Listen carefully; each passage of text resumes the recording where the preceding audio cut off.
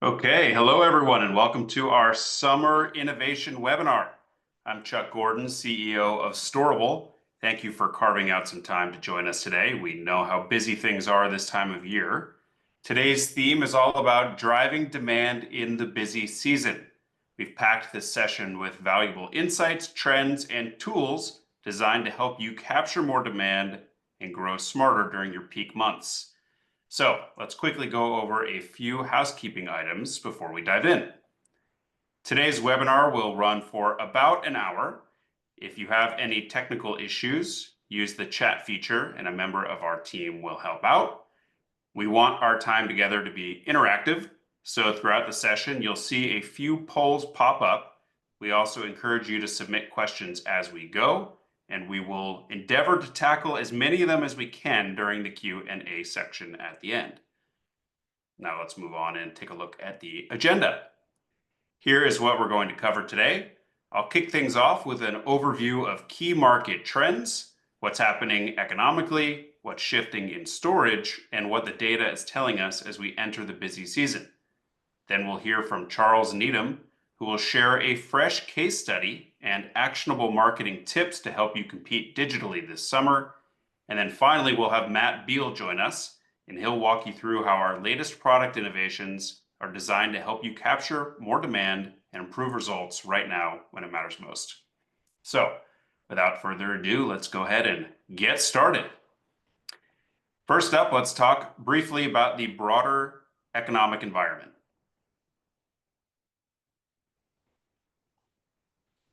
Just checking, making sure you can hear me okay. Getting a few comments that we can't. Just double checking the audio. Yeah, okay, thumbs up. I'll keep going.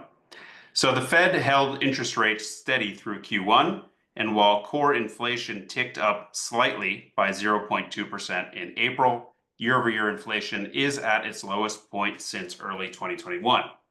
This takes some pressure off short-term worries about inflation, which is encouraging.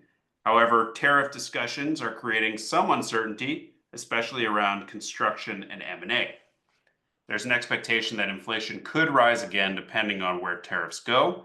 We're also seeing new build costs increase and transactions slowing a little bit due to these macro conditions. That being said, I'd say overall, right now, compared to the last few years, it really does feel like things are stabilizing, but it's a cautious kind of stabilization more broadly. So now moving on to the storage industry trends. We've heard your feedback that comparing today's market to 2020 and 2021 is really not that helpful anymore because those were anomalies, major outlier years. So this quarterly webinar, we've reoriented many of our charts to start in 2018, giving us a more accurate and useful baseline as the industry returns to pre-pandemic norms. So the first thing we're going to look at is occupancy. And again, this is across all 34,000 facilities using Storable FMS. Occupancy did slip a bit in Q1 down to 83% off the summer peak last year of 85. That may feel like a little dip, but we're still trending above pre-pandemic averages from 2018 and 2019, which this view now allows you to see. So overall, it feels like occupancy remains within healthy historic norms. And if you cut out the last couple of years, we'd be on the trajectory that you'd expect. Next up is search demand. Demand for summer is clearly ticking up. We started to see that shift towards the end of Q1. This chart reflects Google search interest for terms like storage near me. And of course, it's encouraging to see early signs of momentum heading into the summer. Hopefully, we've bottomed out on this trend and are returning to a normalized annual growth rate like we would have expected pre-pandemic. This seems to be what we're noticing at Storable and Sparefoot specifically, also what the REITs have been reporting in their earnings calls. So I think we might have hit bottom here. Okay, next up, search demand by location. We've also listened when you asked for localized demand insights. On the left, you'll see average search popularity since 2018, and on the right, year-over-year change over the last 12 months broken down by state. So while demand is down overall compared to recent peak years, some regions are still seeing significant traction, especially states like Idaho and Arizona, where many people have been relocating. These local differences underscore the broader market normalization we're experiencing and reinforce a shift back to localized strategies. Operators are increasingly basing pricing and demand tactics on their specific markets. For example, a facility in the Mountain West may have more room to experiment with more aggressive pricing. At the same time, an operator in a lower demand state may need to keep their rates steady due to regional dynamics. Ultimately, success in today's environment depends on really understanding your local market and making smart, localized decisions. Now, here's something that's really interesting. First time we've ever looked at this. You'd think that high demand states would have higher rates, but that actually hasn't been the case. In fact, over the past year, the states with the lowest search volume actually had the highest street rates. Interesting. This suggests that rate setting is being influenced more by local competition than by raw demand alone. Or in the higher demand states and higher demand areas, there are more price aggressive players participating, which is probably a big contributing factor. Now let's look more closely at street rates. Overall, they dropped in 2024 compared to the highs of the last few years, but we're not in uncharted territory, similar to occupancy.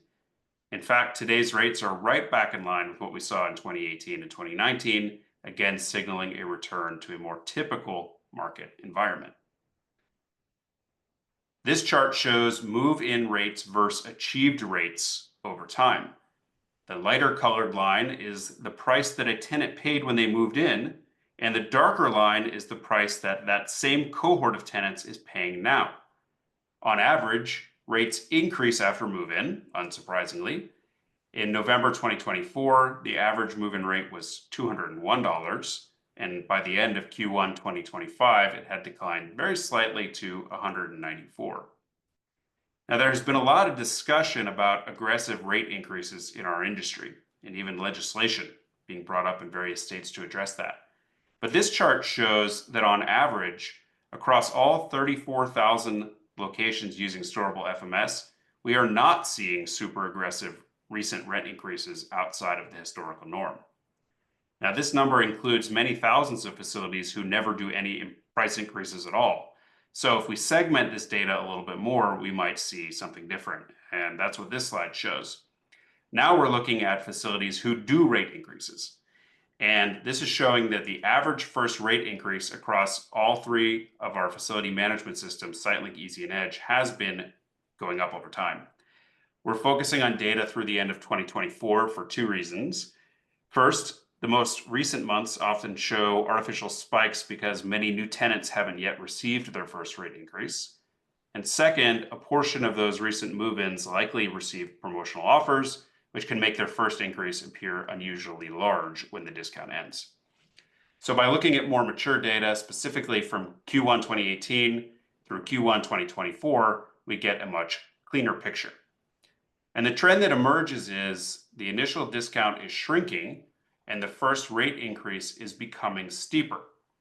Over the last year, occupancy has declined and street rates have dropped, and this suggests operators are offering smaller upfront discounts and making up for it with sharper first increases to price to ultimately achieve higher in-place rates. And while the 2024 data is still maturing and may shift, early indications show that tenants who moved in and received a rate increase this year have experienced steeper hikes than in prior years. Pretty clear on this chart. This should be no surprise, given the amount of chatter about it, but it is showing up in the data when you kind of down select to those folks who are actually doing rent increases. And you can see real quick, SiteLink and Storage seem to be much more aggressive than the Easy customer base. This chart now shows how the first rate increase percentage a tenant receives correlates with their length of stay based on data from tenants who have already moved out. Okay, so not including people who are still tenants. We'll maybe save that for a future webinar. We're once again looking at a more mature set of data here to avoid skewed results.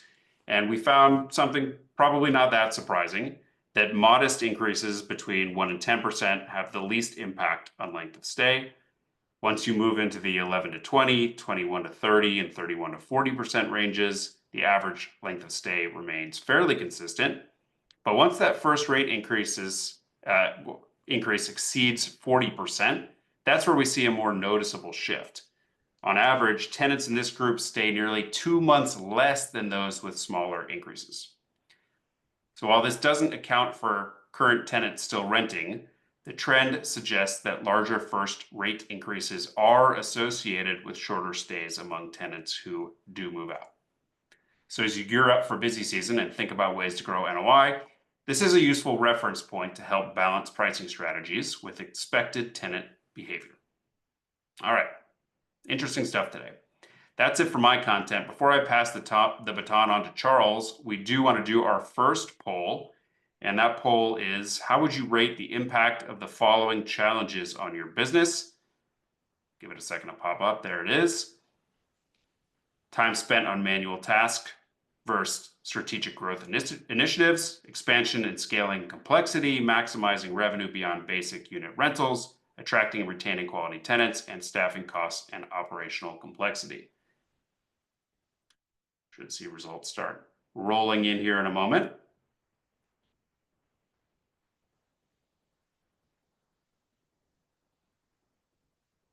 Okay, seeing most impactful at attracting and retaining quality tenants. Seems like we are dialed into what everyone wants to see the most in the topic of this webinar today. Charles, I think that tees you up pretty nicely. Let's talk about DMS case study. Over to you. Thanks for the intro, Chuck. Hello, everyone. As Chuck said, my name is Charles Edom, and I help run the organic and SEO marketing side of our digital marketing services. Hopefully, a lot of you remember me from the previous release webinar, but if you didn't get a chance to see it or you just need a quick reminder, the digital marketing services team at Storable has had a busy year rebuilding and revamping our digital marketing strategies. A lot of you learned about this during the last webinar, where we covered some of our new strategies, but also highlighted some of our client success stories by giving you folks a sneak peek into an early case study featuring a large multi-location client, Columbia Self-Storage. Well, today, I'm back to give you even more. First and foremost, another early insight into another success story and case study that we're running, Hempstead Mini Warehouses, one of our easy storage solutions clients, and also to give you some summer SEO optimization tips that you folks can start using today. Much like last time, before I get into the actual case study, it is helpful if I add a little bit of context about our new SEO packages so we understand what we're discussing when we cover our case study. One of the dirty secrets when it comes to SEO is that your own organic visibility almost entirely depends on how competitive your competitors are around you. So with that in mind, towards the end of last year, we knew we had to get to the drawing board to come up with some new strategies that increased the competitiveness of our services. So not only have we increased the competitiveness of our organic strategies, we've also created different levels of packages so that you, the facility owner, can be more flexible in your marketing. Starting from the top, the very first package is visibility, which the goal there is to get your facility where your customers are searching. So making sure you're in all search engines, making sure that your listing is in voice search systems like Alexa and Siri, that your listing can be found on the biggest directories like Yellow Pages, Yelp, and more. This is a great starter package if you're in an area without much competition but still need to be seen. From there, we have reputation, which builds on visibility, taking everything from visibility and also adding a few key extras like review and reputation management, extra landing pages, a more aggressive citation development program. And then authority builds on top of that, taking everything from the previous two and adding on even more, like regular blog content and niche citations that are designed for your local area or vertical. So as you can see, we have multiple tiers that can help your organic visibility, regardless of the situation that you're in. And this graph accurately represents visually how you need to increase your SEO effort as the competitiveness around you increases. Of course, I can get into the weeds on SEO packages all day long, but I know what you folks are here to see, results, and we're going to show you some of those now. So since we've launched these new tiers of service, we've also been running case studies to determine the effectiveness of what we built. Today, we want to highlight one of our easy storage solutions facilities, Hempstead Mini Warehouses. Unlike Columbia Storage Group, which is a long-established multi-facility brand with locations throughout the US, some of which are in massively competitive areas, Hempstead Mini Warehouses is a much newer facility that serves a smaller but still very robust market. As a result, they took advantage of our Tier 1 SEO program, Visibility, and we chose them specifically for a purpose. We wanted to show the efficacy of our services from the entire spectrum of large markets to smaller ones. When they signed up with us, as we can see, they had an average rank of 11.3 for self-storage, putting them out of the top 10 of the map pack. While they did have decent visibility in the immediate vicinity of their facility, as soon as you got out a few miles, they quickly went to middling rankings to outright disappearing from search results altogether. That's to say that they weren't just out of the top 10, they're not showing up at all. They also had some bad luck with some early reviews, making conversions even more difficult to achieve. By the middle of May, not only did we get them consistently in the top 10, not only did we get them consistently in the top 5 or the top 3, they were consistently ranking first across their immediate locality for self-storage, taking them from an average ranking position of 11.1 to 1 for the same phrase in the same area in only 5 months, completely dominating their immediate local search area. So naturally, this begs the question, what happens after we dominate a local area this strongly? The answer is that we expand our grid and we keep pushing. For this client, we doubled the size of our local visibility grid. As expected, their average visibility at twice the distance isn't as strong as what we had developed up close, but now we've conquered that immediate local area, and now the job is to keep growing until Google won't let us anymore. Through this new mechanism of grid search, which you can see highlighted in the screenshots to the right, which are exclusively brought to you through our new SEO programs, it allows us to not only see holistically how your visibility looks in a very realistic way, but it also allows us to expand our reach over time as your visibility improves. And through this, we've already identified the next areas we're going to target for growth. All of this visibility stuff is great. All these green numbers are great, but brass tacks. What type of conversions and user metrics did this effort result in? Well, this specific location saw a 21.72% increase in organic traffic and 22.7% increase in engaged sessions from the first half of their campaign compared to the second. For clarity here, engaged sessions means the number of sessions that lasted longer than 10 seconds, it had a conversion event, or saw more than 2 screen page views. As well, rent now confirmations, meaning engagements we saw on site that suggest a completed rental from an organic source like a search engine, increased from 9 rentals in the first half of their campaign to 19 rentals organically sourced in the second half, a 111.11% increase, though we'll talk more about this number here in a minute. In addition to what happened on site, we've also seen massive increases to their visibility as it pertains to Google Maps specifically. This location saw a 52% increase in organic impressions within Google Maps, meaning on average, their listing showed up 52% more than the same time last year. So we've made massive and objective gains to their visibility. They've got lots of great new on-site and off-site metrics to brag about. But what are the lifetime value implications of these conversions? As we hinted a few slides back, their conversions doubled from the first half of their campaign to the second, growing 111% from 9 conversions to 19 in the second half, for a grand total of 28 organically sourced conversions since we began. Assuming an average stay of about 16 months and an average spend of about $81 per month, this translates to a total estimated lifetime value of $36,288 just from the organic conversions we've been able to generate so far. Now, of course, this is just the starting point. We're not even completely through Q2 yet, and we're just now getting into the busy summer season. Quarter-to-quarter measures are great, but I personally can't wait to see what happens when we're doing year-over-year comparisons. Finally, though, how did we achieve these numbers? Well, our success with Hempstead Mini Warehouses, even at the foundational tier, comes from a strategic and precise approach to organic growth. First is white hat website and Google My Business optimizations. We implemented industry best practices for both website and GMB profiles. This includes optimization of their GMB listing to ensure accuracy, completeness, and strategic keyword integration, along with fundamental on-site SEO to improve search engine crawlability and user experience.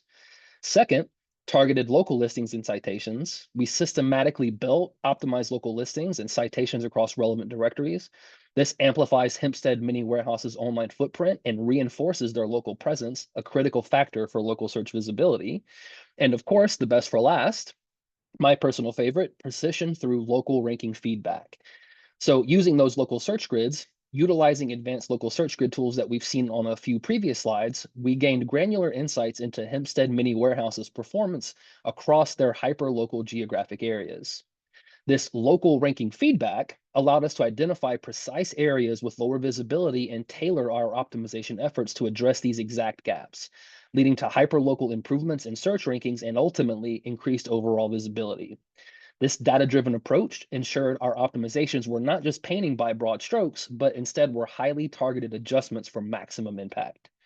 All in all, Hempstead's been an incredible success story, and we look forward to publishing this case study very soon. That said, what are some ways that you, the facility owner, can begin improving your SEO today? Well, besides reaching out to one of our team members and getting signed up for one of our organic SEO tiers, I'm going to give you my 2 impactful search visibility tips that you can take away for free and begin using today. To truly dominate your local market, the one thing I see business owners miss time and time again is failing to recognize that your Google business profile is almost important as your website. First, fully optimize your Google My Business profile. Fill it out as much as you possibly and authentically can. This means categories, descriptions, services, business info like ours. And as a bonus tip, that's going to become even more important in the future, regularly updated and authentic photos. Because, surprise, surprise, Google is actually using AI to tell their systems what's in those photos. And all things being equal, one facility who has unique photos of their storage units versus someone who doesn't, Google is going to generally favor the one with authentic photos that show off what they offer. Second, harness the power of customer reviews. And this is a big one. They need to be actively encouraged as aggressively as you comfortably can and respond to every piece of feedback, both the good and the bad. Not only are reviews one of the hundreds of variables that control your visibility, it also has huge implications in digital conversions. Think of it this way. When you make a Google search, do you often choose a solution with low or poor reviews relative to their competitors? Most likely not. So in order to maximize both visibility and conversions, your goal should be to be the #1 facility in the area by review count and review quantity, as it's all about strengthening your local digital footprint and giving your potential customers a reason to trust you over your competitor. Of course, we offer tools that can help facility owners with this effort as through our tier 2 and tier 3 SEO programs, which allow them to aggregate and collect reviews, respond quickly and efficiently with AI responses, and also to solicit their customers for a review through text and SMS. So with that said, we're going to do a little poll. First, I'd like to thank everyone for taking time out of their day to spend time with me talking about SEO. So to wrap up, I'm going to leave everybody with a poll question. I'm personally curious to know how many of you are actively seeking SEO in your marketing campaign. So do you actively pursue SEO and organic visibility strategies within your own current marketing programs? See what everybody's thinking about these days. Interesting. A lot of the answers coming in the yes side. A couple different distinctions, but way more yeses than nos, which is awesome. You'll be surprised to hear SEO is my favorite marketing pipeline. I'm a little biased though. All right. Well, thanks everybody for participating. I'm going to pass this off now to Matt, who's going to tell us a little bit more about product innovation and releases. Thanks. Matt, up to you. Alrighty, good afternoon, everybody. My name is Matt Beal, and I am the Director of Product, specifically over our Storable Easy product here. But I'm going to be walking you through a number of innovations and enhancements that we've made across the entire Storable suite of products. So before I do that, though, I want to give you guys a high-level overview of kind of how we think about product innovation and how we think about deciding what we're going to go deliver to be able to help you guys run more efficient and more profitable businesses. And if you think about a self-storage facility, the economic engine that makes everything run for you guys is ultimately your tenants. And so we want to make sure that when we think about what we're going to go prioritize and deliver, that we're thinking about it through that exact same lens so that we're helping you guys address your biggest challenges. So what you're seeing here is an image of kind of how we think about this internally. This is what we call the tenant life cycle. And there's 4 key phases of things that we're always focused on. In the top left-hand corner, it's important that you're able to attract new leads to your offerings and to make them aware of your facility whenever they're looking to shop. But you also need to be able to then convert those leads into paying tenants, or else ultimately what's this all about? But once you do have them in the door, you need to be able to manage their experience with you and to be able to provide a high-end customer experience that makes sure that they don't go consider other options or that they don't take their stuff out of your facility and move it into their own, basement or anything like that. And then lastly is the ability to exit tenants. So a lot of the times, naturally, just their time at your facility is going to come to a close, but also sometimes it might be something related to delinquency, or the lien process, or something along auctions. And so we see it as our responsibility to be able to provide a number of valuable products and features in each of these categories so that you can comprehensively handle that entire tenant lifecycle. And you can kind of get a high level understanding of each of the products that fall into each of those categories here on this slide. But in the middle, what makes this all work from our perspective is a couple of products as well, which is Storable CRM and then our facility or property management software, which you guys would know as SiteLink, Edge, or Easy. And there's also a couple of other things I want to spotlight, which is our investment in artificial intelligence, which is obviously an emerging technology over the last couple of years. But we see it as a huge opportunity to be able to use it to supercharge all of the products that you see on this slide to be able to give you guys even more incremental value. And there's a number of things we're excited about that we're going to be delivering, and some things we're going to be talking about today in that category. But we also recognize the importance of data in general in this industry. You need to be able to have insights quickly at your fingertips to be able to inform critical business decisions when you're looking to make them. And then the last piece is just this open integration ecosystem, this kind of light gray box behind it. So while we do provide end-to-end solutions, we also, at the fundamental kind of thesis level of when we were forming Storable, we deemed it very important that we had this open integration ecosystem to where you can go pick and choose the vendors to kind of plug into this ecosystem to make it work. So we have far and away the most integrations available with other third parties to be able to connect with your PMS or FMS product to be able to run a more efficient business. And today in particular, this is kind of, yep, you can go ahead. This next slide, what you're seeing here is the orange boxes are all the items we're going to be diving deeper into in just a moment. But the reason I wanted to stop and spotlight this before we get into them is you can see that we are heavily anchored in 3 different phases this go around. That's in your ability to attract leads, to be able to convert those leads into tenants, and to be able to manage those existing tenants so that you don't start losing them. And the reason that we do that is for all of the data that Chuck presented at the top of today's call. You guys saw that demand and occupancy are both down across the industry. So we see it as really important that everything we're delivering is ultimately helping you convert and attract those new tenants and then keep them in seat once you've got them. So let's dive into the innovations we're going to cover today. So the first one is related to our digital marketing services. And so Charles just did a great job of spotlighting some success stories that we've seen across both small and big operators for our digital marketing services. I'm going to dive a little bit deeper on specifically an enhancement that we've made to those services to be able to help go and drive those results that Charles was covering. So when you think about digital marketing services, there's kind of 2 key categories. There's organic and then there's paid types of services. What you're seeing here are some investments that we've made on the paid side. So we just recently added both Google and Facebook ads to our offerings for our existing and any new customer that wants to join up with us.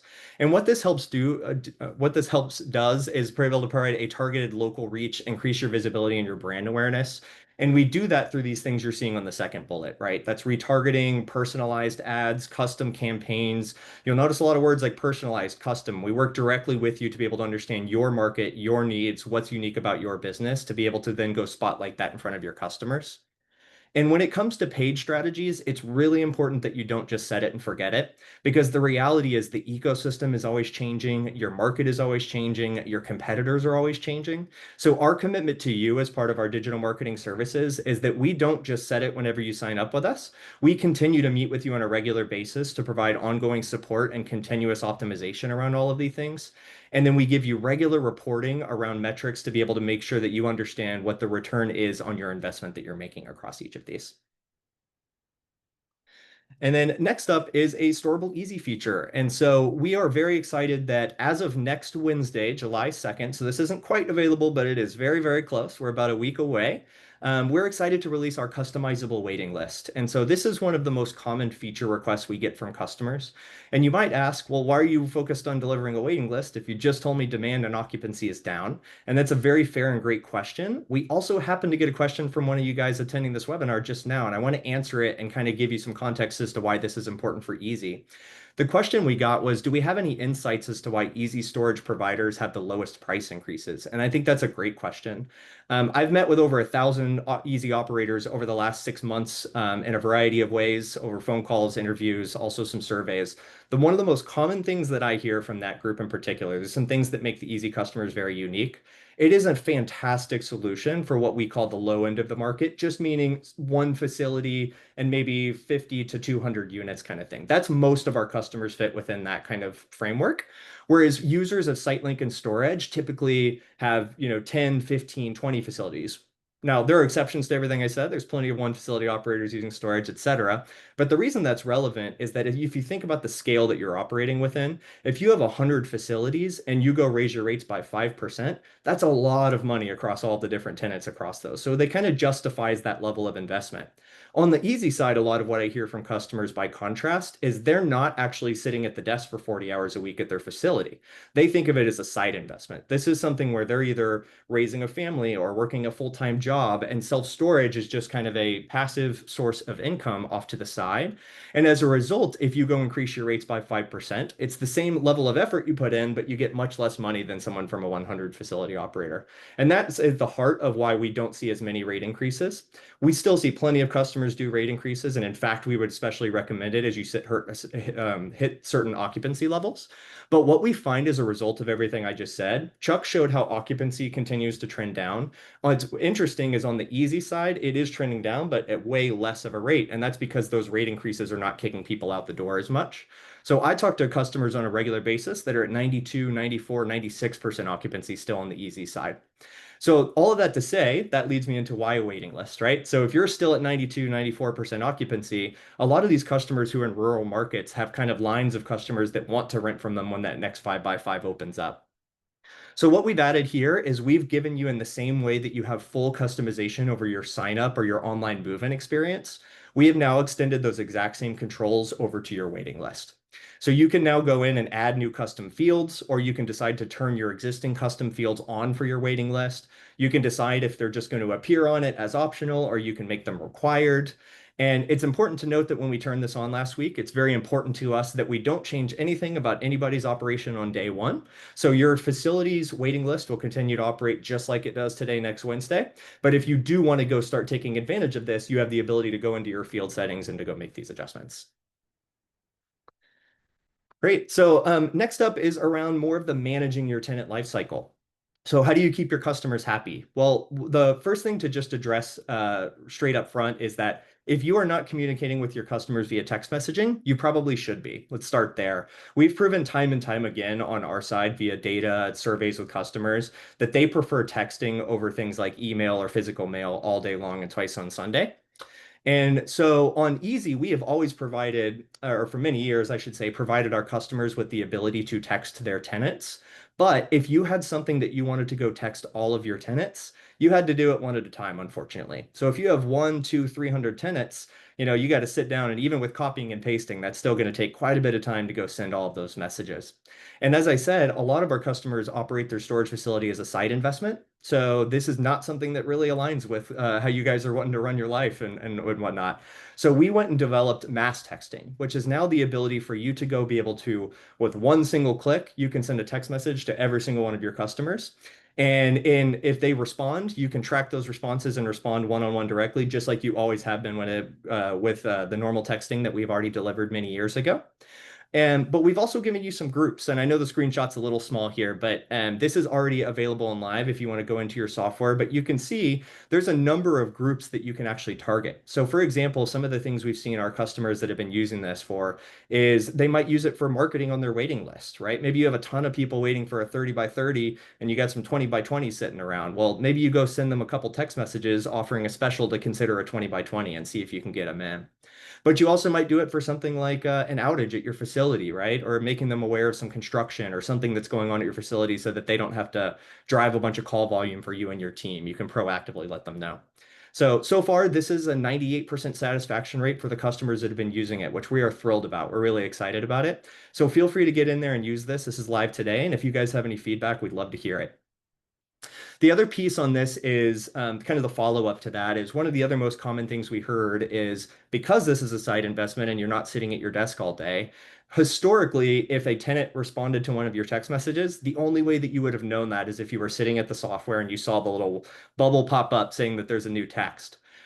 So what we've done instead is we've been able to proactively address this for the customers, for you guys. So anytime you get a new text, we will automatically use our existing email notification system to send that text and an email directly to you for your awareness in real time, so you know right when they got it.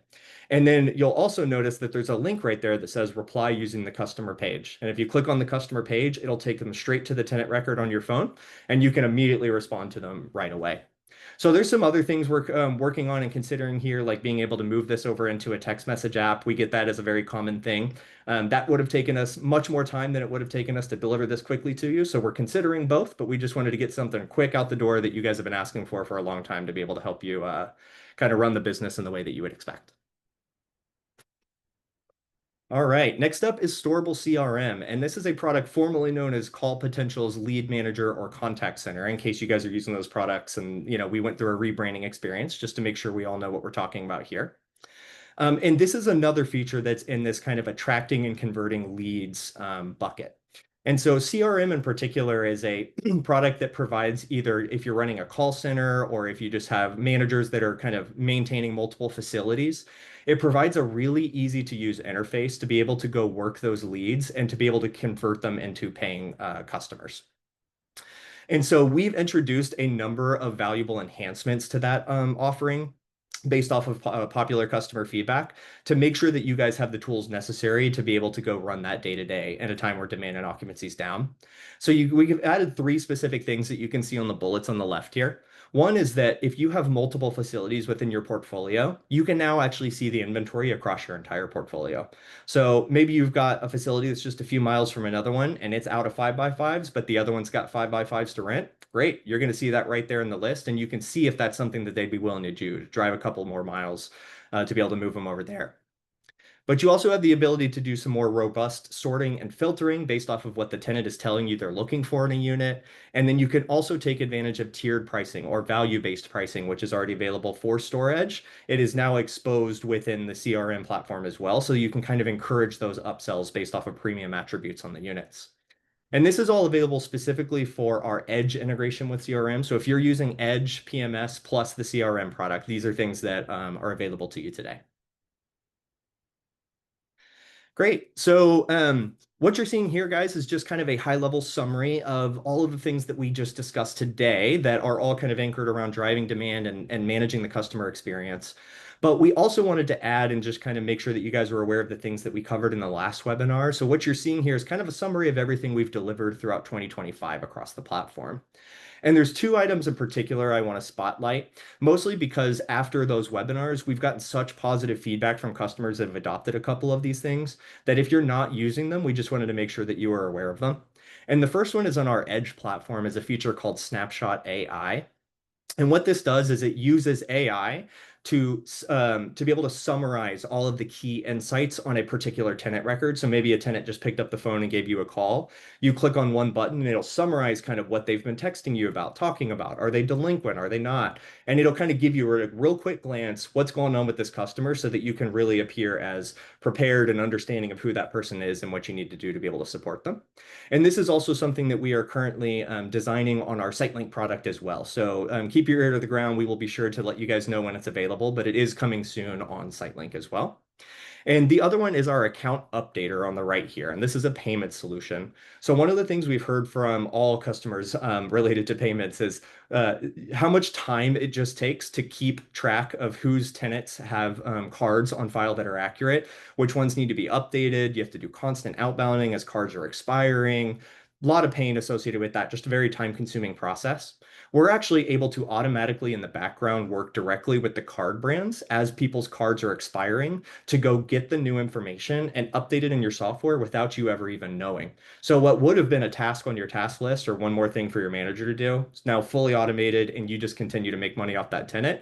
And most importantly, they don't have their attention drawn to the fact that they still have a self-storage unit. So if they, that's also, as long as they continue to be happy with your services, then they will continue to pay you and stay in there.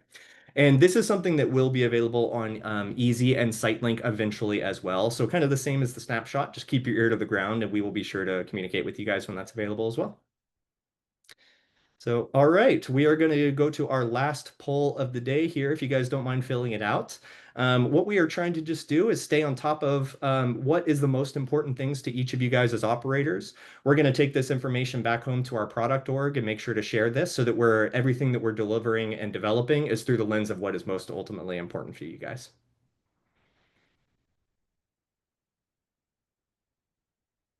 And I don't know if you guys can see responses live, but we are at 60% of increasing online visibility to drive traffic. So the good news is that's hopefully a validation of all of the content we covered today and how demand is down and how we're trying to help you guys drive more leads to your business. So glad to hear we're kind of focused on the right things over here.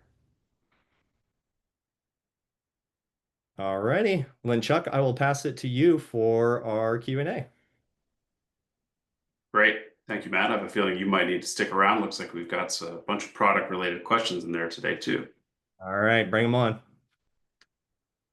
right, Carol, I think you've been keeping an eye on the various questions that come in. I have. So if we just start, Matt, coming off of mass texting, a lot of questions around availability for Edge and SiteLink.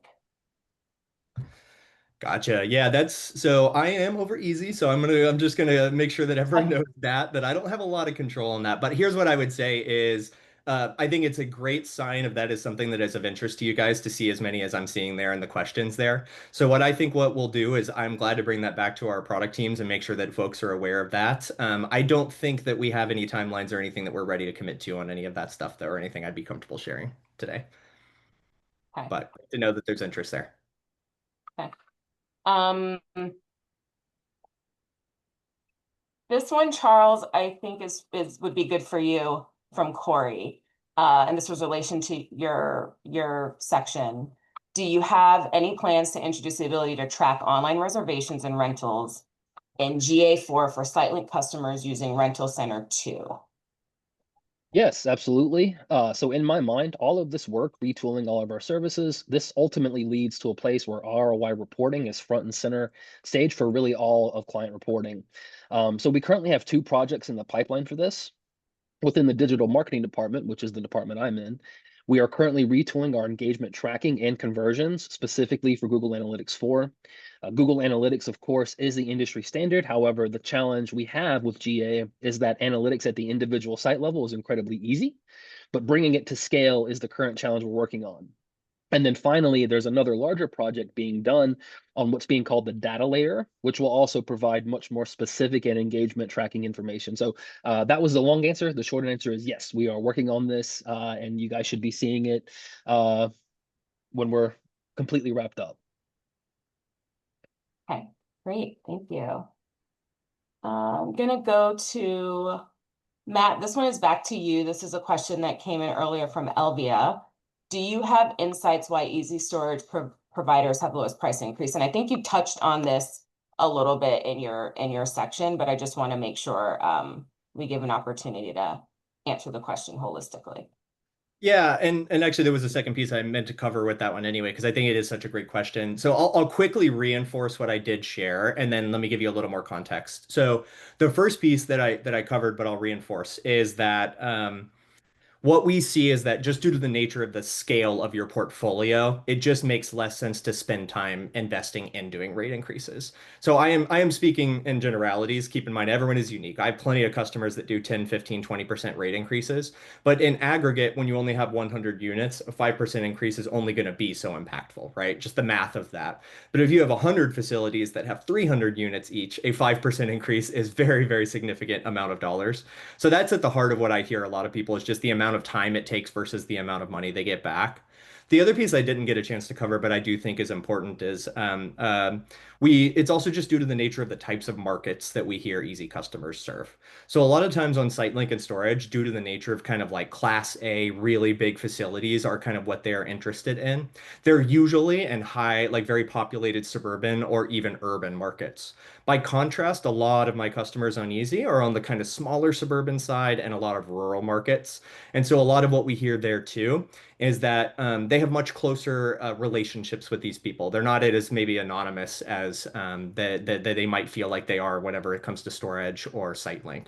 For example, you might have your kids go to school with their kids. I literally hear that exact anecdote many times when I talk to customers, and they're like, "Well, I don't want to raise rates on them because I know them personally." And so I think there's just a level of kind of like personalism there that doesn't necessarily exist on the other side. But this is not a recommendation of what you should or shouldn't do. I'm giving a little insight just based off what I hear on customers. I actually personally, for what it's worth, would recommend if you're over 90% occupancy, at least dipping your toes into starting to do a little bit more aggressive rate increases. That's usually a pretty good sign that you have the ability to do that, especially if you're maintaining a waiting list. Then that's just, proof is in the pudding right there that you have the cushion to be able to do that.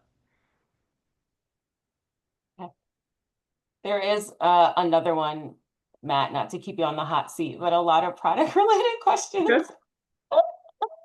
This one from Tim, he says, I may have missed Matt's response earlier. What is the status of the chatbot functionality as a customer service resource? It's a great question. I do not know that I know the timelines well enough. Chuck, do you happen to know those ones off the top of your head? Sure do. Perfect. Yes. So the question, if it's referring to our AI chatbot, which you'll be able to use on your Storable website and your own website ultimately to engage or have tenants engage autonomously, find information, make reservations, even complete rentals, pay bills, etc. That is in the final stages of beta testing with live customers right now and will be generally available here in the next month or so. So yeah, we're very excited about that. We think there's a big opportunity to convert more tenants and to eliminate manual labor on your end and save some money. Great, getting a lot of good reactions with that. Okay, we'll maybe do a couple more questions. We have one that I can probably answer. So Jacob earlier asked about our self-storage industry pulse, says they've been very helpful and wanted to know when is the next one that we'll be releasing. So Jacob, I checked with the team and we're going to be doing that on a quarterly basis. And the next one is slotted to be released around the August timeframe. Okay. So I'm going to do one last question. And Chuck, this one's for you, kind of related to your section and all the data that you were sharing around occupancy. The question is, with occupancy and other benchmarks going back to normal, do you expect to see the industry leveling out, or can we expect it to keep softening?